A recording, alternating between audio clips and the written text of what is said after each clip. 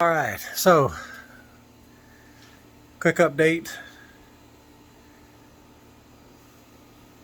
The fuel pressure regulator situation. You know, I'm just going to tell you guys, I admit when I'm wrong. I should have just left that factory fuel rail on there. But now that it's on there and the length of time it would take to get it off and all this other stuff and the hassle I went through for all the fittings and stuff like that, I'm just going to see this through to its end. So here's what I'm working on. All right, so the new regulators here. I've got another one coming. I think I explained. The other one is a non-adjustable, and this one is adjustable. I think they said from 37 to 85, I don't know. But it's adjustable, and that's what I need. It comes with the fittings and the gauge, and it's pretty fairly priced. I looked at the reviews. This is a liquid-filled one. It comes with dash 6 fittings. These are orb fittings, in case you didn't know. They're basically, they have AN fittings on one side, and then this orb side is what screws into the actual ports and stuff. There's 3 of them, but I'm going to leave one blocked, obviously, because either way coming into here, this is what adjusts the pressure. This is your outlet. So you can have 2 coming in or just the one, and then it comes out the bottom. It doesn't matter. You know, the interesting thing is how similar these look, even down to the bracket. Pretty similar. This one looks to be a tad bit taller. No, it's not. So, chances are this is probably just as good as this, but I don't know. It comes with some directions as well. But on many of them, they don't come with the gauge or the fitting, so they're extra. This one did. Now, reviews for this thing was fairly positive. There was one that said that this part here, he was not having any flow coming out of, and it turns out that they didn't drill the hole in the port down here, which he ended up drilling out a .129 or .199 hole, and then it worked just as you would think it would. So I'll be checking for stuff like that. This is the block off where the gauge is going to go. Instead of Teflon tape, I'll end up using like some Loctite, stuff like that on them. The orb fittings, the main thing is they come with O-rings.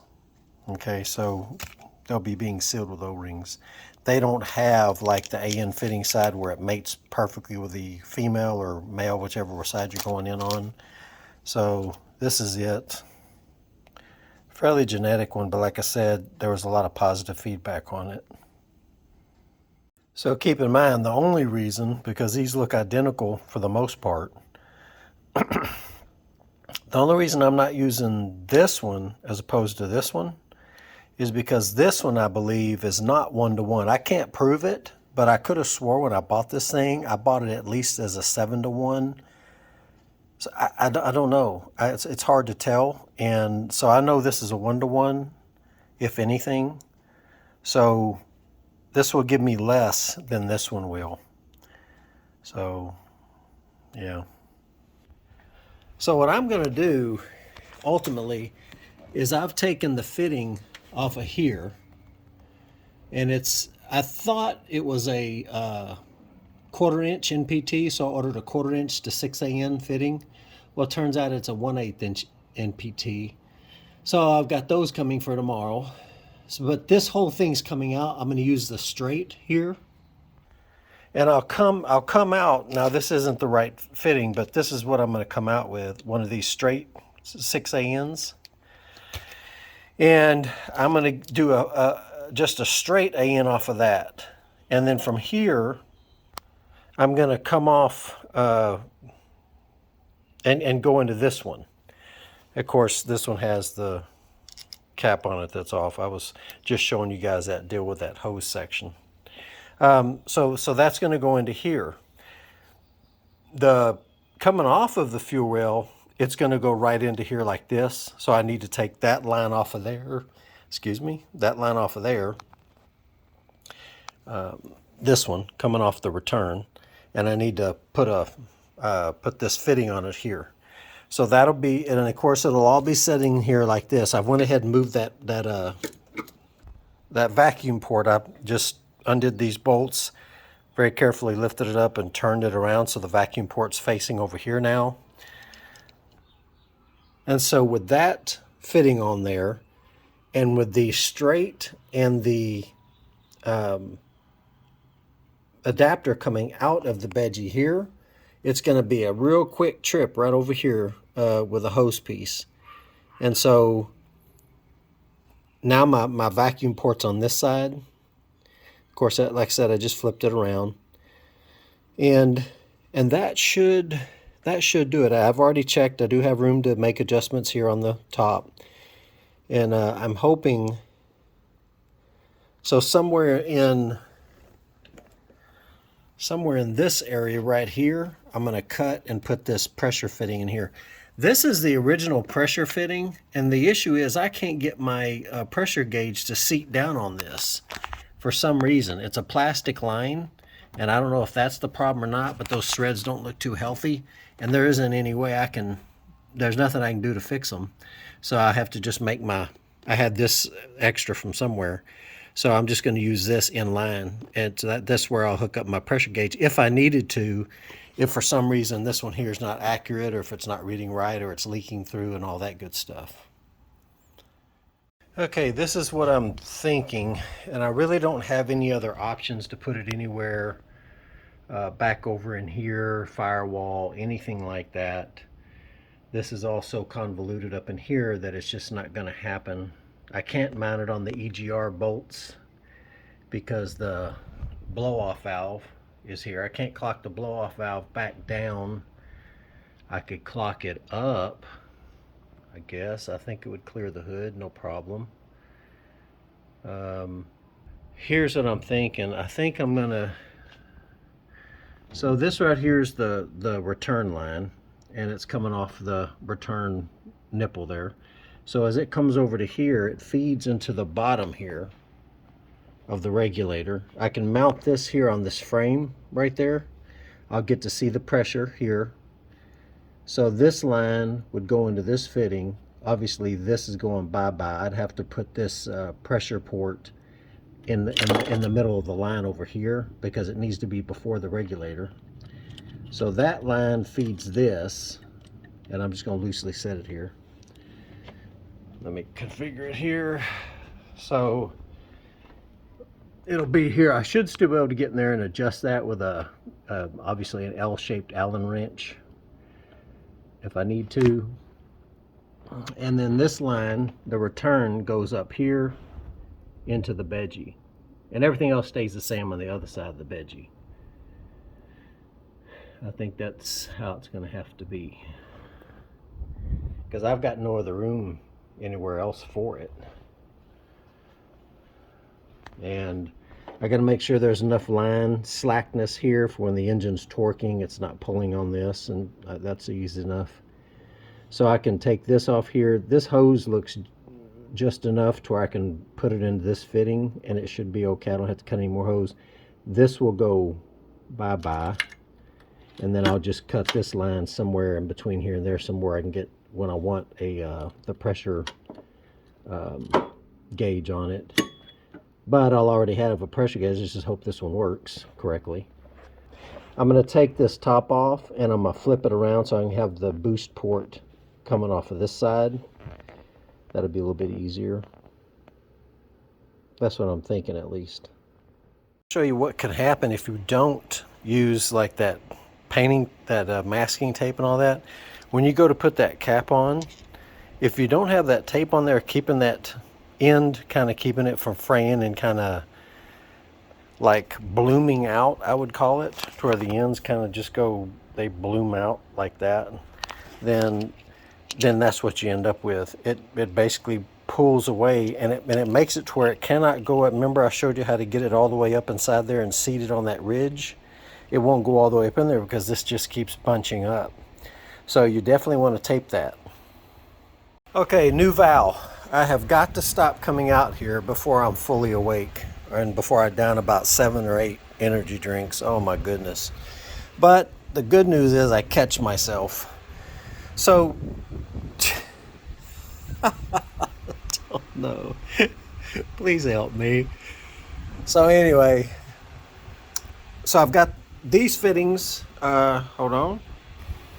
So I took these fittings on this side, on the inlet to the Veggie. I took it out. Of course, it was in like this. And then on the other side, I left it in there, but I took out the flare fitting that was there. And so I've now put a -6 to flare here. And then, of course, then I made instead of just having that EFI hose clamp on there, now I've done the AN fitting, and of course it goes over. And this is actually the return line that goes, back there. You can see it right there. I'll lift this up. So this side's handled. Earlier, I was wanting to mount the pressure regulator this way, but of course, like I said, if I come out here just trying to quickly go through it and get my head wrapped around it, I'm going to make a mistake. I was trying to feed in here. Well, this is return. So feed is on either side of here. This one's set up for dual feed lines, like say you have a LS motor, a V8, and you've got 2 fuel rails. Well, those 2 fuel rails come in one on each side, then the return's out here. So yeah, now that I've woken up, so now I had to flip this back around so that the pressure port's here so I can run it over to the rail. And so I can still adjust it out here, no problem, no big deal. I can still mount it here on the frame. Now I'll just run a straight 6 AN to here. You see where I swapped it out here? So it'll be just a straight shot to right here, and that'll be our return. And so now this will be able to, this would act like your stock pressure regulator. The only difference is now this one here is adjustable, and undesirably it's 1-to-1. But like I said, if I'm running, let's just make it easy, 10 pounds of boost, and this is a 1-to-1 regulator. So when I'm hitting 10 pounds, this fuel pressure regulator is going to bump up fuel pressure 10 psi, 1 pound for each psi of boost. Well, the stock fuel pressure on this thing is 40 to 55. You can set it in between there, or that's the acceptable range. So I'll probably set it at 40. So even at 10 pounds, I'll be at 50 psi. And you just figure if I'm running 12 pounds, it'd be 52. Then I can use the Veggie to give me my rising, I can set this 1-to-1, 5. It's just variable. This thing, you can turn this knob, and that's how you tune it. This one, of course, is the onset of gain. So once fuel pressure is set to base with this one, so I'll set this to 40 psi, and once it's up to pressure, I'll unplug the vacuum line. This is how you set it up. And then watching my fuel pressure, which I'm going to put in line here, this little fuel pressure port right here, I'll be able to set, this will jump up to about, I think, 10 or 20 pounds. Or if it's not, that's where you'll want to set it, around 55, 60, something like that. And that's that pass-through. However, necessary with the T25, a small turbo that boosts pretty quickly, I don't know how necessary it's going to be for this one with the larger turbo. It might be something that's necessary, say as I'm cruising and I get into boost and I hit the throttle 100% real quick. If that turbo is in its island that it's going to spool real quick, then yeah, maybe then, but possibly not. So I'll reevaluate this when I get the Det 3 put on. I may be able to just run off of this one. So we'll see. Just as the changes happen, I'm not the kind of guy that likes to do something knowing in a few weeks I'm going to do a different change and do something else. But in this case, since I've got a lot to do before I get back into it and bring it down for the Det 3, I want to be able to enjoy it in the meantime, drive around, whatever, and then I'll bring it down. So I'm kind of got to do this way. All right, so here it comes into the side. This one's blocked off over here. It's not being used. This is the return. the return runs into the veggie out to the return to the tank. Yeah, I had to use it. I may paint it black. I don't know. I'll spray paint it or something, but I'm not in the mood to buy any more fittings. So I may paint it black, but I know when I go back on with it, it's going to scuff and make some blue come through. But you know what? I'm tired of, and it's, you know, the fittings aren't even that expensive. I'm just tired of waiting on it. This one here has a real short radius to it. So I was able to get the correct angle. I couldn't go straight on here without having some kind of weird old kind of slight S shape coming in and binding the hose. So I did this. I had this fitting. I don't have any black ones, but I had this one. But this one is, see the portion right here? See how short that one is right here? This one made it even worse. It made so anyway, I went with this one. I may take it off and paint it black, but right now I'm just in the fitment phase. So now I've got to run my vacuum line over to here, and I'm going to bolt it down with one bolt right there on that bracket. I don't know if you can see down in there, that one bolt hole right there, if I can focus it. Trust me, it's there. All right, so kind of a hokey way to do it, but I had no room over there. I've got to splice now right here, somewhere in here. I may just put it right here so it's easy to get to. Is that fuel test port, wherever I put it. It's in here somewhere. But anyway, that should be the last two things. So run the vacuum, fuel test port, we're gonna see. All right.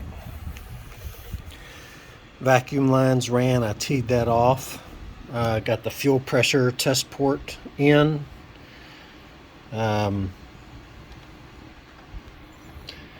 I'll do some management on all this stuff later. All these lines are tight. I'm gonna refix that, and I'm gonna put the PCV hose back on, and then we'll be ready to try it out.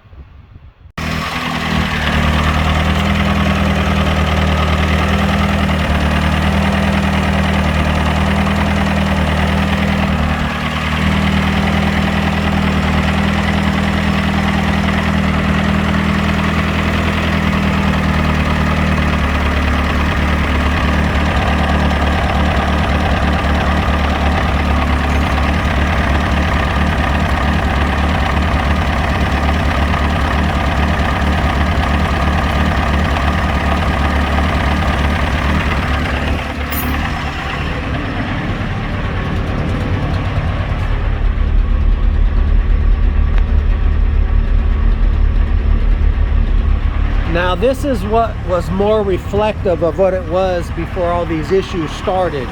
It would always start up very rich, and then once it went into closed loop, the O2 feedback was able to make it idle a bit better.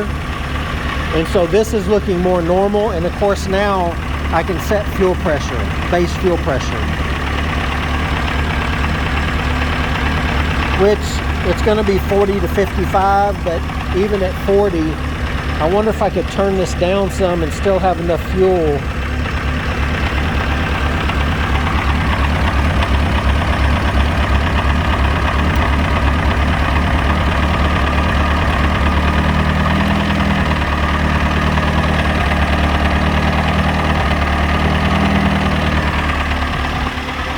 So I set it at 38, and it's already creeping up now from 10, 11, now it's 11. You probably can't see. But this is, now it's getting into 12s. So I think I'm gonna leave it at 38.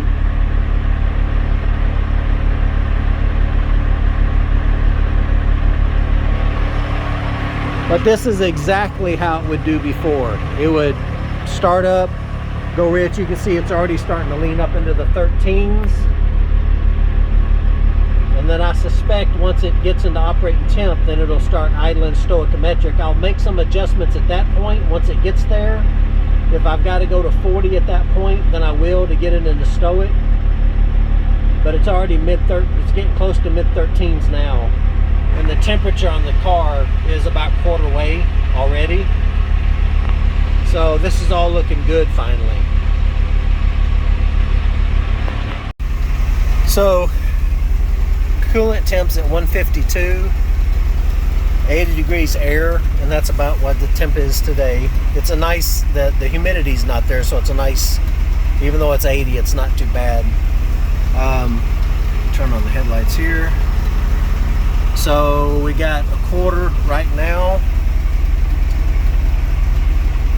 and I think there's a way, I think I have an indication somewhere.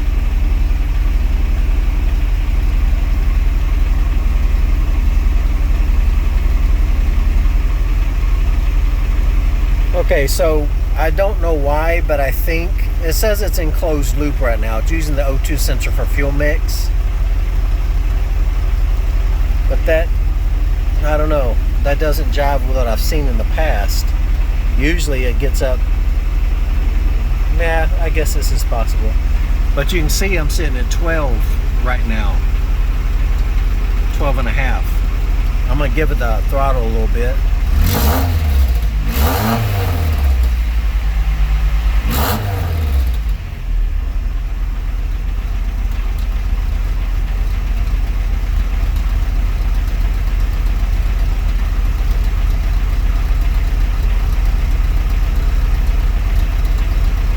I wonder with these larger injectors if I could go with less fuel pressure.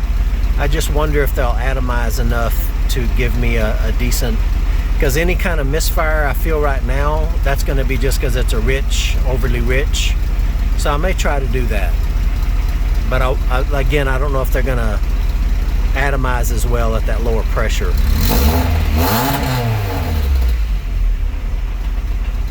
So definitely now, if it was going to control down any lower than where it's at, it would be doing it, because it's at 180. And so we're still pushing around 13, middle 13, somewhere in there.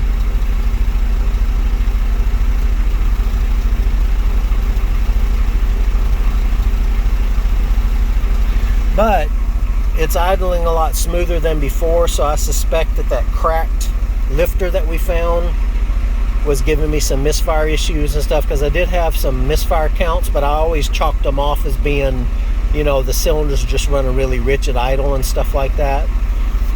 So these misfire counters, they used to work for me, and so I've got all 1 through 4 cylinders. The injector pulse width right now is 2.5. And the misfire counts, the top ones are current misfires and the bottom ones are historical. So I think, I want to say this thing sat, it may not have set the, let me see here. Yeah, misfire is complete. So if there were misfires, it should be picking them up. But there isn't any.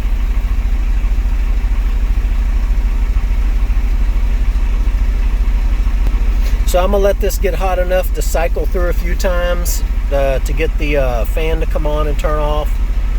After that, if this is all a settled and done deal, I'm gonna go ahead and get after the hood clear coat. But in the meantime, like I told you, I'm gonna go ahead and drive around a little bit. I can, on a nice day, I can probably drive it to work with the hood off, no worries, I ain't too concerned about that. Get the AC charged up.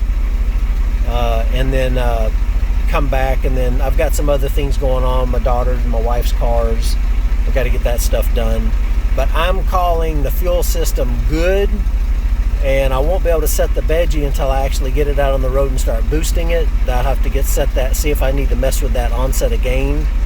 I may not. Again, I'm not sure. I'll just play with it and watch my air fuel ratio as I get into boost, see what it does. But outside of that, I'm calling the fuel system good. So the only codes I got outside of the expected ones is 405 and 105. 405 is for the EGR. I wonder why that's on. So we ain't got it on. But the 105, the manifold absolute pressure sensor, I don't know. This is a relatively new map sensor. It's not brand new, but it ain't that old. But like I was saying, until I get that DET 3 on there and I can go in there and hide that, I'm thinking even if even if I do that, it's probably still going to happen, because there's a mechanical side and an electrical side. The mechanical side is that diaphragm in there, and it's having boost pressed up against it. I may have to revert back to that old check valve system that I had before, and I was using it before to help with the way I had it set up, but this time I think it's going to have to come down to protecting that map sensor, so I don't have to replace it over and over, because it will cause you issues. So that's what I'm going to do, more than likely. I'm going to throw a new map sensor on there, see how long I get that to last. I can warranty this one out because it hasn't been that long. But those are the only two basically codes in here that I don't expect to see. The rest of these I do. I don't know what that battery temperature sensor circuit low is. I don't know. I've never seen that one before. But anyway, the rest of them, I always see them on there. It's for various issues. Some of them is because I got some of the check engine and the bulbs behind the dash pulled. So just things like that. Well, it's a good feeling to finally have it running good. Jeez. All right, next up we'll do some in-car drives. And last thing I gotta do is bolt that down with the one bolt onto the frame. And completely done there. And then I'll get out and see how this thing reacts. It should be okay, but we'll find out.